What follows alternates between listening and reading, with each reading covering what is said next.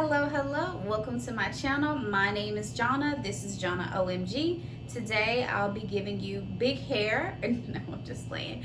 But today we'll be reviewing Real Housewives of Potomac season 7 episode 11. So let's jump right on into it. So we start this episode off at Gizelle's house, and Karen is coming over basically to be nosy and want the gossip.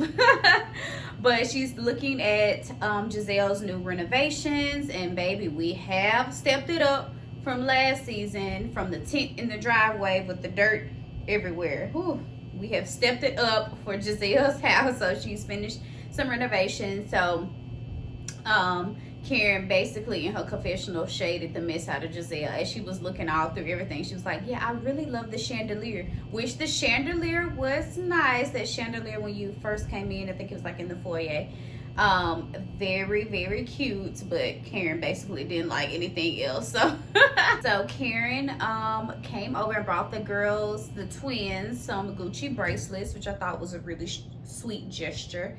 I wish we seen more of Karen's kids. I know, you know, she's on the phone with her daughter a lot, but doesn't Karen have a son? We just don't hear anything about the son. And I know they're older, so they're doing their own thing, but I wish we seen more of her kids. I just don't remember seeing them at all, honestly. So Gizelle brings up the live show. Gizelle doesn't know what Karen's live show is about, which neither do we, but anyway. But I was under the impression that Karen didn't tell the ladies that she was doing a live show, which I'm glad that she mentioned it, because it would just look very sneaky and shady if she didn't mention that she was also doing a live show. So I'm glad she told them. So Gizelle is so nosy. She wants to know all about it. And honestly, sometimes I really can appreciate Gizelle's messiness, because she knows how to get the tea, and I want the tea, so it works out, you know. So and there's always has to be a housewife that is just simply nosy to get the tea on the other housewives. For me in Atlanta, Kandi is that girl. You know, so we know a little bit about Kandi's life because of other people bringing it up, not just so much about her. Anytime Kandi talking about anything, she's talking about her businesses, but she be everybody else's tea. But anyway, we won't talk about Atlanta until they come back. So Karen mentioned she's going to do a Q&A about juicy topics, and then she's going to have a panel discussion about love. But honestly, we just still we still don't know what this live show is actually about. Like, okay, Gizelle and Robyn's live show is to promote their podcast. That makes sense. Karen doesn't even have a podcast. She has LaDom, but what do you need to do a live show about LaDom? And then she's not even promoting LaDom. She was like, no, you don't mix brands. But I'm like, what brand is the live show about?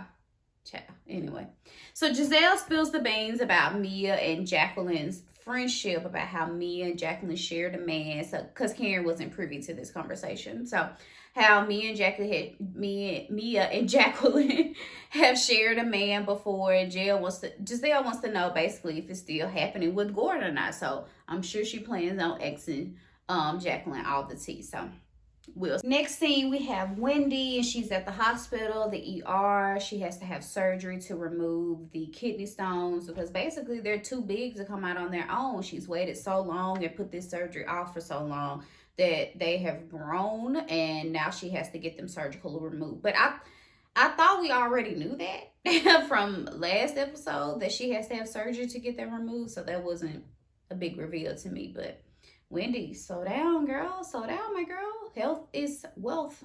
Your health needs to come first. Anyway, next we have Ashley and the kids, and she was talking to her nanny about there's a house on the market, and so she's really excited about it. But she didn't say if they actually put in an offer or not, so I'm like, I don't know why she's sitting there giddy. Like, do you know for sure that you're getting the house? All you said is there a house on the market. Have you put in an offer? Like, what is going on? And you can tell that Ashley she just isn't sure how to navigate these waters around Michael. But honestly, I could simplify it for you, Ashley.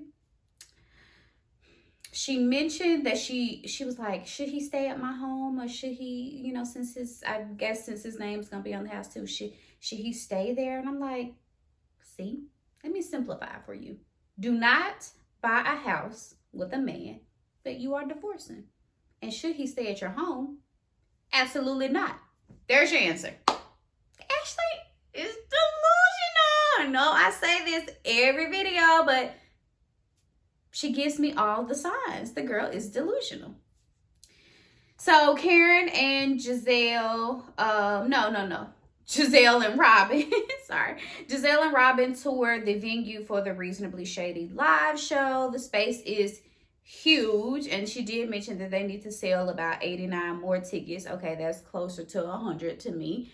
They need to sell more tickets to kind of fill up the space. So I really hope they get those ticket sales up, because the space is huge and it's going to look really empty if the seats are not filled. So Gizelle wants to talk to Robyn, you know, alone. And of course she brings up the wedding, that Robyn and Juan still don't have a day, but they basically know that they're not inviting anyone. So Robyn basically, she just wants to iron out the terms of the prenup before they set a date, I guess, which I guess makes sense. So next thing we have Candace, and she's doing some crunches. I didn't realize Candace has some abs. Well, I guess everybody has abs, but whatever. They just minor. Well, whatever. So next thing we have Candace doing some crunches for the video shoot. I am so glad she didn't invite any of the ladies to the video shoot. I'm like, girl, yeah, like separate these gals. You need to get your business on your own. You don't need these girls giving their opinions, throwing their opinions over here with your video shoot, okay? Calling your stuff low budget. We don't need that energy for this video shoot, so I'm glad she didn't invite anybody, but she did invite Miss Dorothy. But luckily, Miss Dorothy was on her best behavior, because, child, if not, I was going to have to cut her mama off. Just from them stunts she pulled last season, telling all the folks her business at the video shoot. Like, girl, you my mama. You supposed to be on my team. Why are you telling these folks my business? I did not like when Miss Dorothy did this. So I've been watching her with a close eye ever since she did this. So I'm glad there were no hiccups. But I think because there were no hiccups, that's why, well, because Candace didn't invite the ladies, that's why there weren't any hiccups. But, you know, kudos to Miss Dorothy for being on her best behavior. But she ain't had no choice. She ain't had nobody to talk to or get no tea to. So I'm still watching you, Miss Dorothy, because I do not like how you did Candace last season or the season before. When was that? Whatever. So Trina is at the video shoot, and I'm just really excited for Candace. Like, this is a good, you know, start for her, you know, having, you know, a well-known rapper featured on her song. So they look cute in their little red jumpsuits. They did only give us a snippet of Trina's verse, but I listened to the song, and her verse is actually much longer than what the show showed, what the show revealed. So I'm glad. I was relieved. I'm like, oh my goodness, she only gave the girl 2 bars on this song, but it was much longer. It's probably like 16 bars or something. So okay, good. So we move on to Robyn and Juan. They're at the house and they're talking about the prenup, and Juan's getting really quiet at first. And I'm just like, okay, it's clear that Juan doesn't want the prenup, but I'm like, buddy, it's happening. Whether you want it or not, it's happening. Robyn got to protect herself. So, period. He said that he doesn't think it's going to be an issue between them if they were to get a divorce again. You know, she mentioned about putting an infidelity clause. He really didn't have much to say about that, but I'm like, okay, you cheated the first time. Why wouldn't she put an infidelity clause in there? That makes so much sense to me. So the prenup is necessary. He was like, well, I don't think we're going to fight over money. You know, we're not those type of people. We wouldn't do that. I'm like, you don't know what type of person you are until your back is against the wall. And I'm sure his lifestyle is going to change a little bit if they get a divorce, because as Robyn mentioned, she's the breadwinner. So you never know. You might be fighting her for money because you're used to a certain lifestyle. You might not get that same lifestyle if Robyn divorced you. I don't know. I'm just saying, get the prenup. So Wendy is home from the hospital. So she mentions that she had to have 2 surgeries in the span of 1 week to remove the kidney stones, and her mom is there taking care of her. Wendy's daughter is just so cute. I love that little dress she had on, and she was trying to help feed Wendy and take care of her. I thought that was just so cute. So Wendy also mentioned that her mom was in the hospital as well. And basically what I've gathered is they just worked too hard and their bodies have just had enough. Like, Wendy knows that she has to start changing her lifestyle, putting her health first, and she just needs to slow down. Definitely don't get into this restaurant. I see we haven't said anything else about the restaurant. And good, because you don't need to do it, obviously. You don't need to do it. So we move on to a scene with Karen and Mia. So Karen comes over to Mia's house. She basically coming to bring her the tea from Gizelle. And so they talk about Mia and Jacqueline like showering together. And Mia says she actually enjoys it. And I was like, okay, sure. It's, you know, conserving water and helping the planet. Sure. So she brings up Gizelle told her about them, you know, sharing a man. Well, they weren't sharing them at the same time. They just both had sex with them. And Mia watched when Jacqueline had sex with him because she wanted Jacqueline to experience the sex from the boyfriend because the sex was so good. Get that right? Guess so. But one weird thing that Mia mentioned, she did mention that she used to play doctor with Jacqueline. She thought she would want to be a gynecologist, so she used to take a magnifying glass or a flashlight or something and inspect Jacqueline's privates, her vagina, when they were around 18, no, what should I say, 19 or 20. I'm just like, okay, Mia, like, you're not helping the case. You're not helping the case against you. People are definitely going to think you and Jacqueline are involved. And I mean, if you are, okay, great. Like, who cares, you know? But you just need to come on and say it at this point because all roads are leading to that. So, child, we learned that G and Mia, you know, of course we knew that they had threesomes, but we already knew that. But what we didn't know is they had a threesome with Peter's girlfriend, not Cynthia, okay, not to be confused with Cynthia Bailey, but some other girl. Apparently they knew the girl first when they had the threesome with the girl, and then Peter started dating the girl, and I guess that's how they got cool with Peter. But I'm just like, child, what the heck is going on? But I still don't understand how that makes Mia so territorial against Peter. I mean, over Peter, I don't see, unless you had some relations with Peter, I still don't know why she came at Wendy so hard about the Peter situation. Just because you used to, you know, have sex with this girl or watch G have sex with this girl, I don't see what makes you so team Peter. I mean, I'm sure that's your friend, but I don't get it. So the girls are arriving at the Reasonably Shady live show, and Juan's outfit was lame as hell. I'm like, Juan, why didn't you just try to zhuzh up a little bit? Like, I don't even think his hoodie said Reasonably Shady. I saw the twins, Gizelle twins in the background, had a Reasonably Shady hoodie, which makes sense. But I don't even think Juan said Reasonably Shady because when he got on stage, they had to blur it out. So I'm like, so you just wore a random hoodie? What? Come on, buddy. You couldn't put a dress shirt on like you knew you were going to be on stage. Ugh, Juan is so lame to me. Anyway, so Karen throws shade, as always. I mean, who's surprised there? That she was surprised to see Juan there. And I was too, because you never know what event Juan's going to show up to. You rarely see the man, honestly. I'm actually surprised we are seeing him this much in with Wendy's, no, not Wendy, child, who?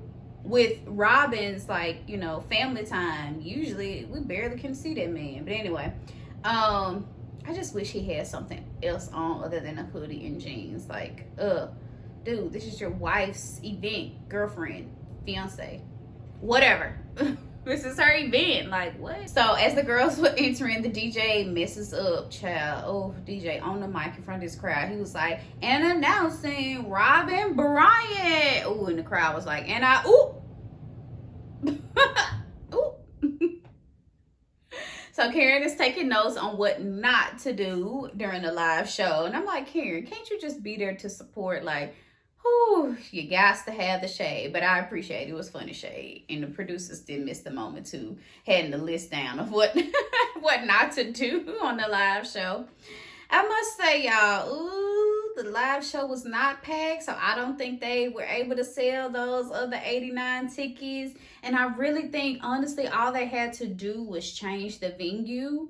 Like, you wanted to sell out. Like, I wouldn't have gotten such a big venue if I knew my ticket sales weren't already there. Like, they should have did like Monique did in her live podcast. She was in like a lounge or a bar area, meaning close to some drinks. You want people to have the cocktails, okay? That's what get the people loose. You want them to have some cocktails. I didn't see anybody having no cocktails. I seen a couple water bottles and I think some popcorn, but that's it. Where were the cocktails? They should have had it in like a little lounge. It would have been real cute. Smaller venue. They were doing dances and stuff, which I really didn't understand because I'm like, this is a podcast, okay? The listeners cannot see you dancing. Do they post it on YouTube? I honestly don't think so. I think they do they? I don't know. I'll check on that. Yeah, I'm like, why are y'all doing dances and stuff? I guess they added that since they were going to be live to do the dances and stuff, but child, it didn't make it. So they did do a Q&A segment, which I thought was smart to do. Someone asked, of course, Robyn should have expected this question. Somebody asked, so when's the wedding?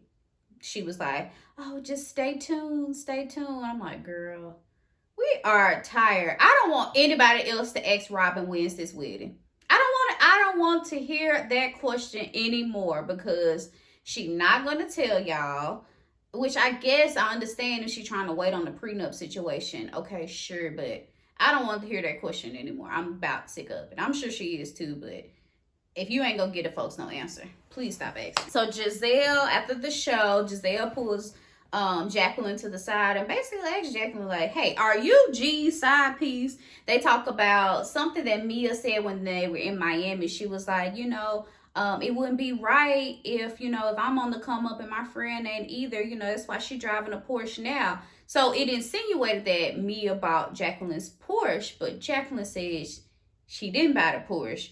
But then when they asked Mia, she was like, yeah, it's in her name. Insinuating that she still bought the Porsche for Jacqueline, but just put it in her name. So it was really confusing. And they weren't answering questions outright, so it made them look even more shady and sneaky. I'm like, something is going on between them. I'm like, Gizelle, something ain't adding up between Mia and Jacqueline's friendship. Like, it just don't make sense. And then they asked, you know, Jacqueline, has she ever had a threesome with Mia and Gordon? And she was like, well, you have to ask Mia that. Why do we have to ask Mia? If you were there, if you were present, yes or no? And Sharice was like, yeah, if somebody asked me that, I would have been like, heck no, automatically, not go ask Mia that. What?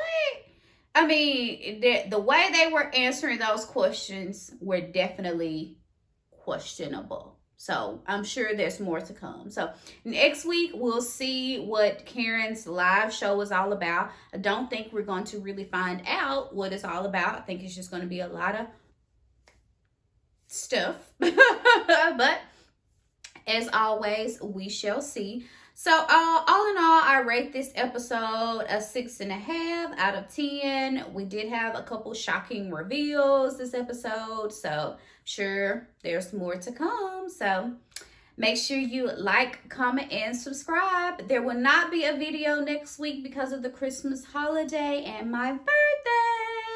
My birthday is on December the 26th. I'm so excited. So there won't be a video next week, but I will check you guys out 2 weeks from now. All right. Bye. Have a good one.